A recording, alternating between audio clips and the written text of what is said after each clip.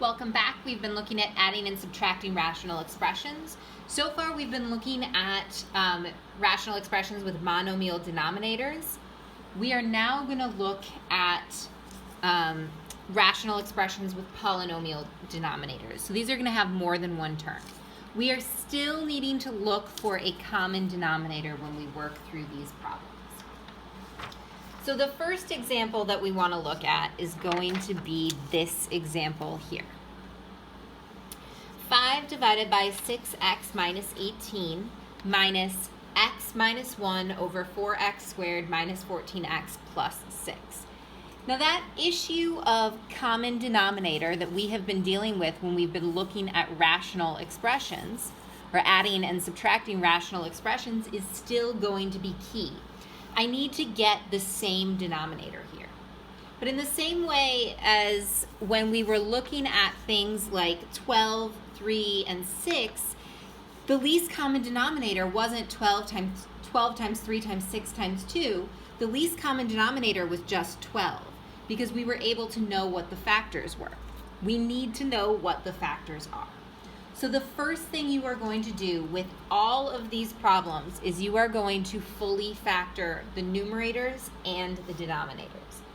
So to fully factor this, we have to make sure that we remember our factoring problem, or our factoring methods. If you're having trouble with those, now is a really good time to go back and practice factoring.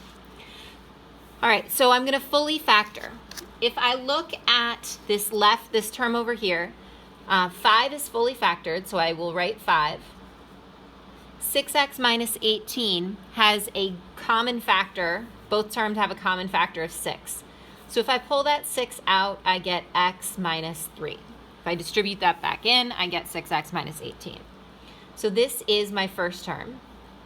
And I'm subtracting x minus 1, which is fully factored, out of this 4x squared minus 14x plus 6. I can pull a 2 out of this, which would leave me with 2x squared minus 7x plus 3. And then I would need to factor this. So that 2 will be here. And this is going to factor into x minus 3, 2x plus 1. So that would give me an outside term of x, an inside term of, or this should actually be 2x, minus 1. That gives me an inside term of minus 6x, an outside term of minus x, which would give me negative 7x. So that's 2x minus 1. So the first thing we want to do is fully factor. Then we want to look at our domain restriction. Or let's look at a least common denominator first. Let's find our least common denominator. So I'm going to be looking at all of the factors in each of these, and I'm not repeating. So I'm going to start with my first denominator. I have 6 times x minus 3. 2 is already a part of 6. X minus 3 is already a part of x minus 3. The only thing that's missing is 2x minus 1. So this here is going to be my least common denominator. Once we have our least common denominator, we are going to move on to our domain restrictions. And if you remember back to domain restrictions happen when a denominator is equal to 0. The denominator cannot be equal to 0. So what we're going to do is take each factor in our least common denominator, and I'm going to say x minus 3 can't be equal to 0, so x can't be equal to 3.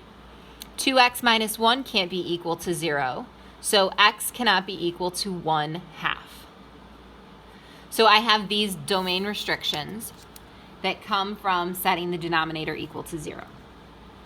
My least common denominator should include every single factor in my denominator. So by just setting each factor in the least common denominator equal to 0, I will get my domain restrictions. Now, I need to get that least common denominator. So what I'm going to do is I'm going to multiply my first term by anything that's missing, any factor. I have the 6, I have the x minus 3, I'm missing the 2x minus 1. So I will multiply numerator and denominator by 2x minus 1. For my second term, all that's missing is the 3 from 6. So I will multiply by 3 over 3. On the left, that's going to give me 5 times 2x minus 1 divided by 6 times x minus 3 times 2x minus 1 minus 3 times x minus 1 over 2 times x minus 3 times 2x minus 1 times 3, so that'll be a 6 here.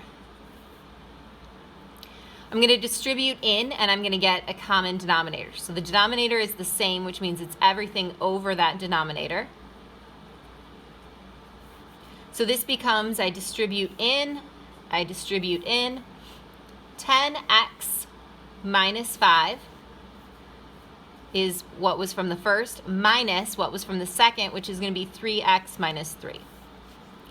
I have this minus here, so I need to make sure that I either distribute that in, giving me 10x minus 5 minus 3x plus 3 over the denominator. Or you want to make sure that you just do the subtraction correctly. So that's going to give me 7x minus 2 over 6 times x minus 3 times 2x minus 1, with the domain restrictions that x cannot be equal to 3 or 1/2. And that would be my answer. So after I get the domain restrictions, I combine my terms, and then I simplify. So if there was any simplification, if there was any factoring, anything that could cancel between numerator and denominator, I would do it at that